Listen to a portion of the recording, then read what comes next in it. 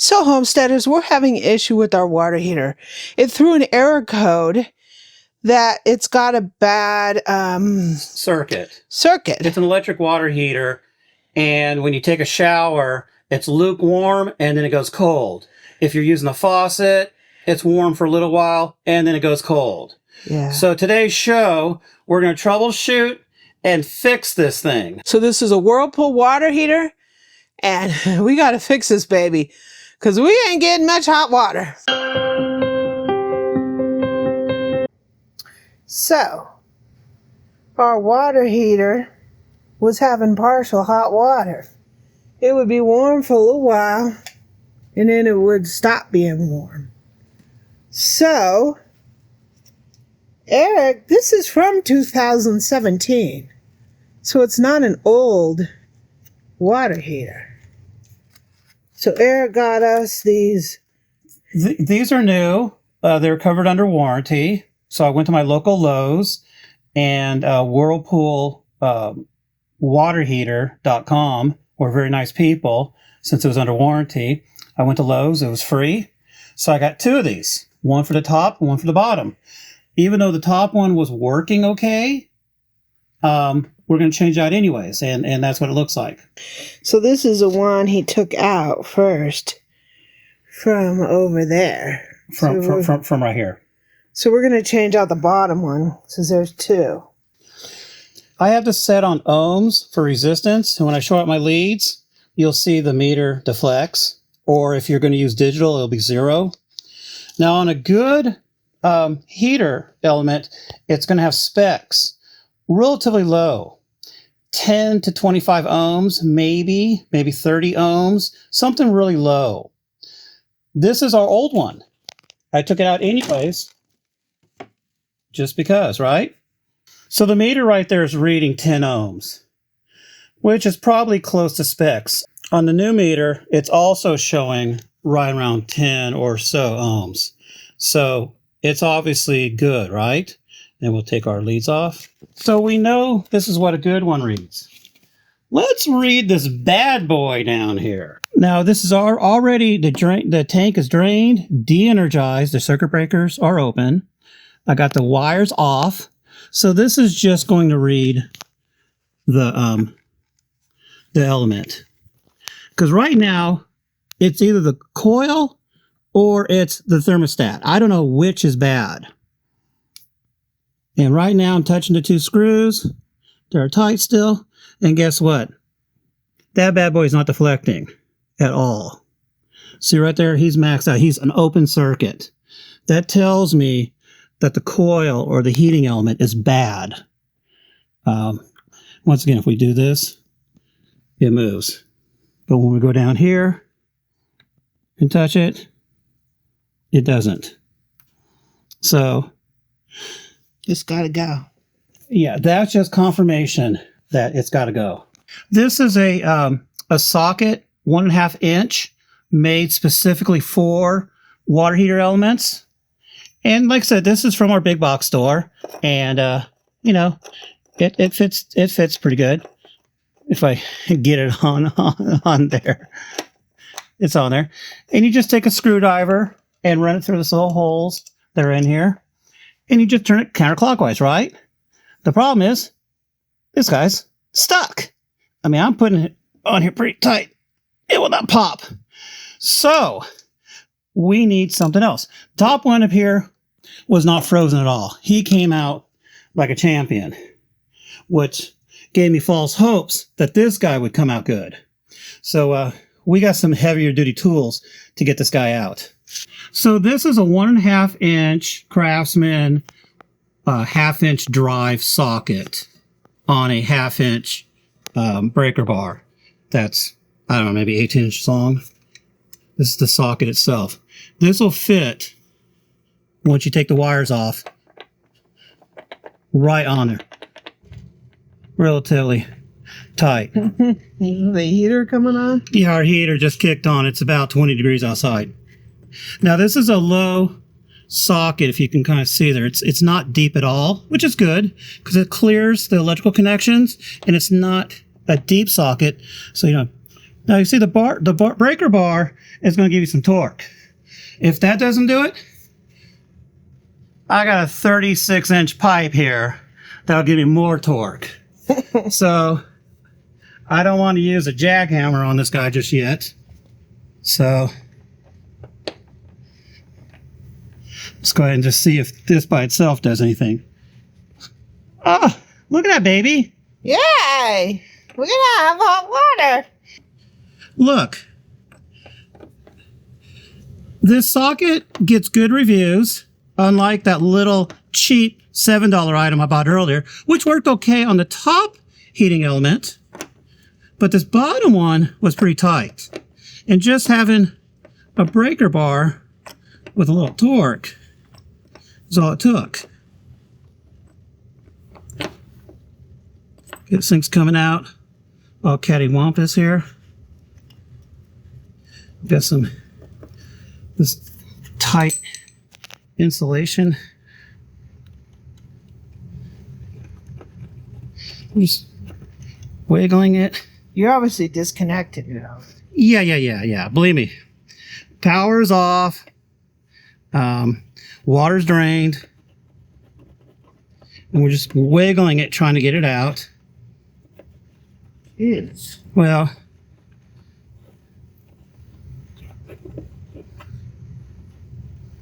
there's a lot of crud on it. I flushed the tank out to try to help with possible sediment issues, but obviously we may need to flush it out some more.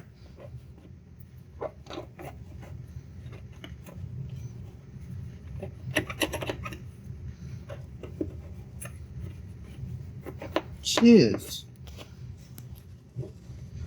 That thing is in there. It's crusted. This water heater is not that old. No, it's not that old at all. So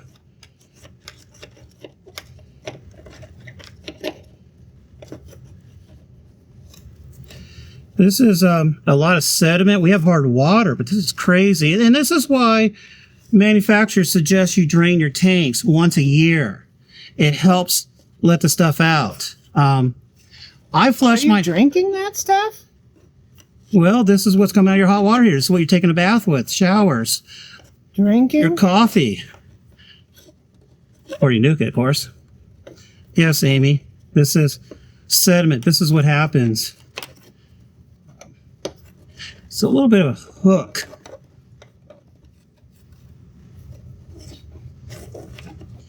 We had a bad circuit reading. And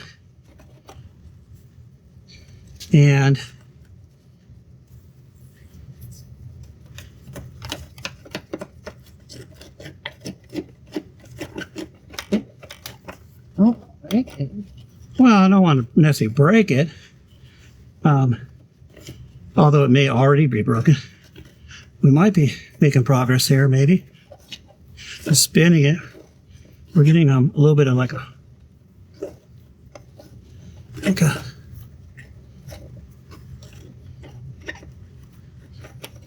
So this is what came out so far. This is a part of the element, and it looked like it was just a big knot. This is another part of it.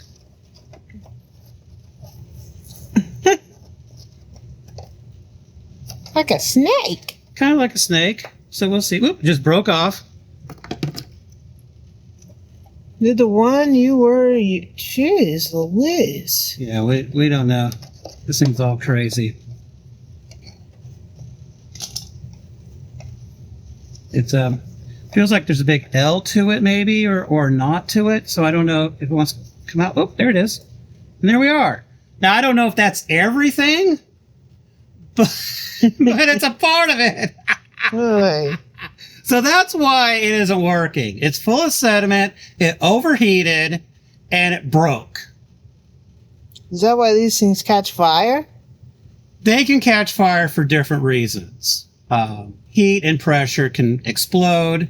Gas-operated ones can have leaks, all kinds of good stuff. This is just an electric one that went bad. So to do a proper drain on these things once a year, especially if you're in hard water areas, just so the sediment doesn't settle and clog this bad boy up. That, or you'll be taking lukewarm showers like we did.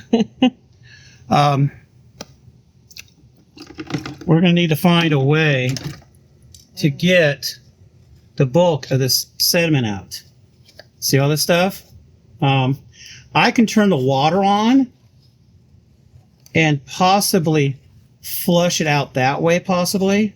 We got a bucket here, obviously. I obviously can hook the drain hose up, but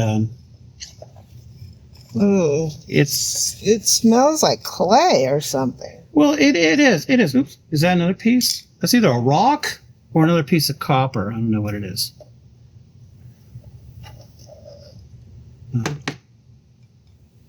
Just there's another rock.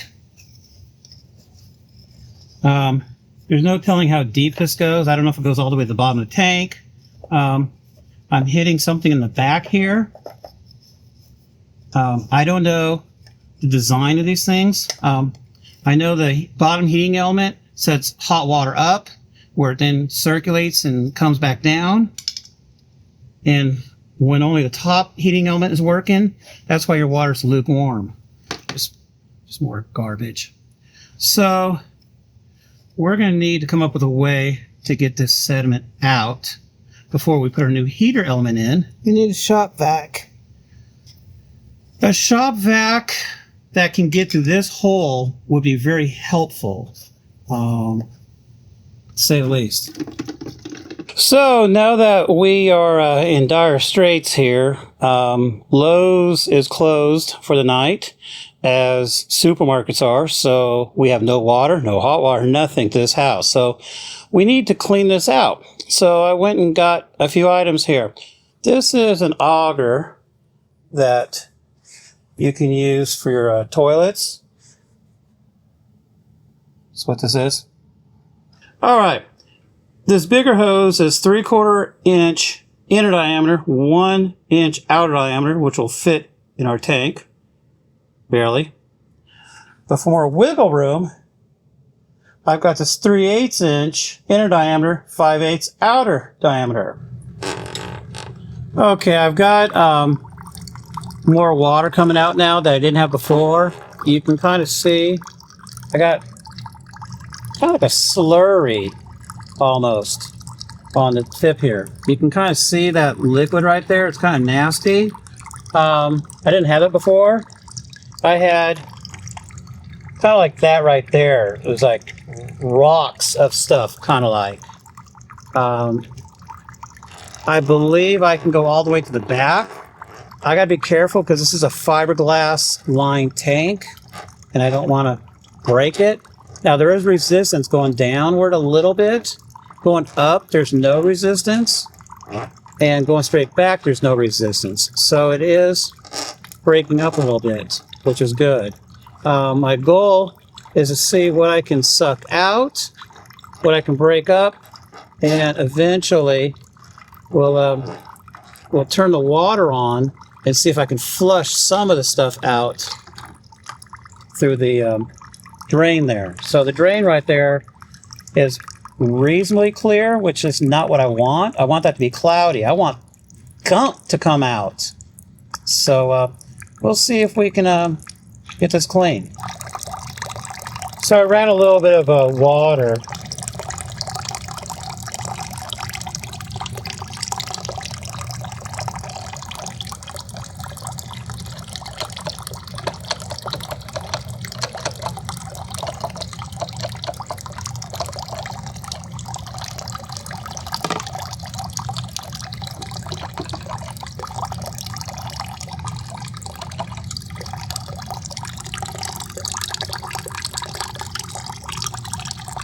Water's not as chunky as I want it to look.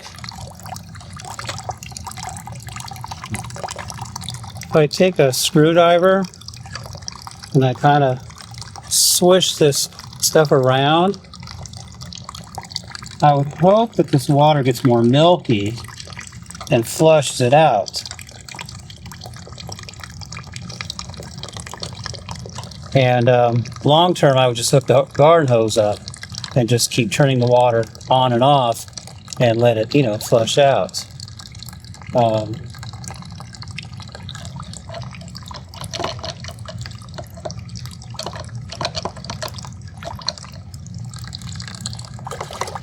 So I'm gonna go ahead and get some more water going in there, and we'll see what we can get. So I just filled this up to where it's almost to the lip of there.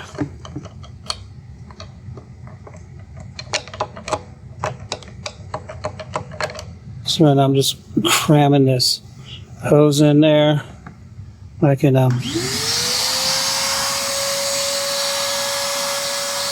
suck in.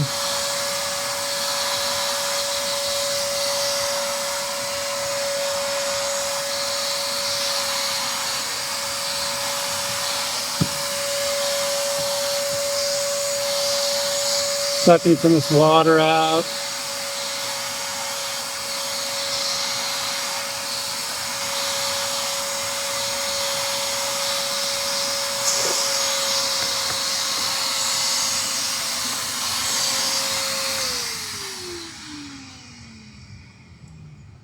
It's gone down a little bit. This thing is dripping. I know there's water in there to be drained, and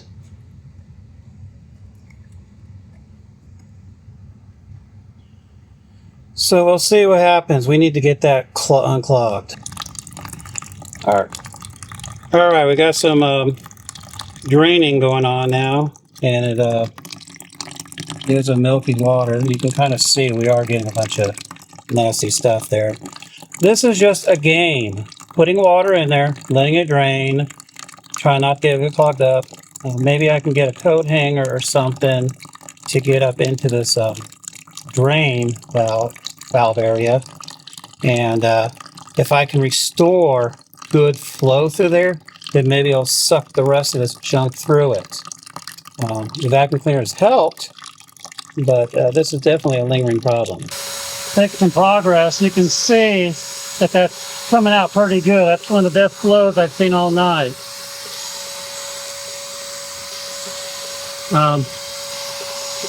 I went away from using the small tube to the big tube, and let's go ahead and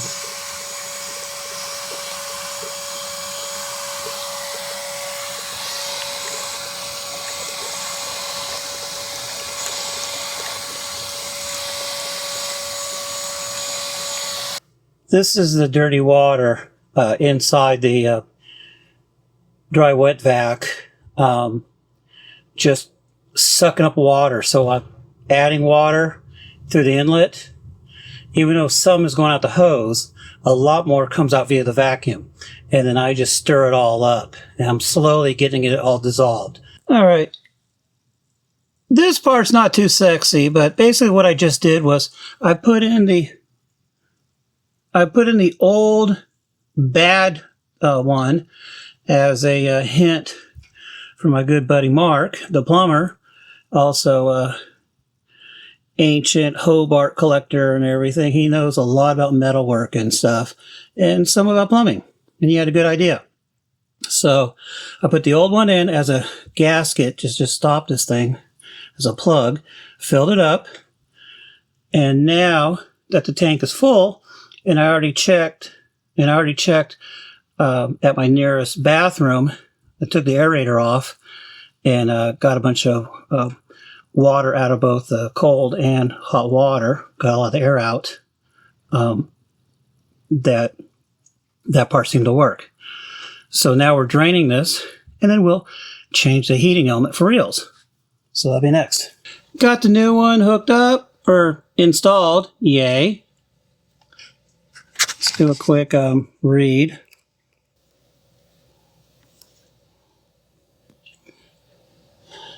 Do a little resistance reading. You can see that's showing a 1 or close to it, and that's a times 10 multiplier. So it's somewhere around 10 ohms, which is fine. That's what the other new one shows.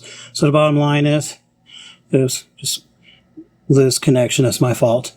So one thing I wanted to make sure of was that everything is dry and everything, because we had water everywhere. Just nasty. That goes to the smart controller thingy right there. But those are the two babies on the top one. And those are the two babies on the bottom one. You can see how nice and clean it is and all nice and dry. So now we're ready to put the insulation back in there and button it up, turn it on. All right, so this is what it looks like buttoned up. Just one screw holding at the top and the bottom. There's a little part that kind of folds in there. So before I turn the breakers on, let's go see what the water looks like. I'm at a bathroom down here. This is the hot water. And you can see we got quite a bit of water coming out. There is a little bit of air, but not much. What that tells me is the tank is full. We also have cold water with very little air now, which is good. But the biggest thing is the hot water. I don't want to energize it if the tank is not full, or else you're going to burn up the heating elements. So let's go ahead and turn it on. Hot water heater is now energized. So it's now energized. You know, this thing is programmed for 120 degrees, which is kind of warm. I know a lot of people talk about 120, or otherwise you run the risk of scalding. So right now, it'll probably display error codes, if there are any, after about maybe 8 minutes, I think, according to the manual. So right now, life is good. Those are the little buttons you can control things with. Some more stuff down there. So we got about an hour before we got to start taking showers for the day. So let's see if this puppy can warm us some water up. Oh yeah, we have nice warm water. Ah, hot water.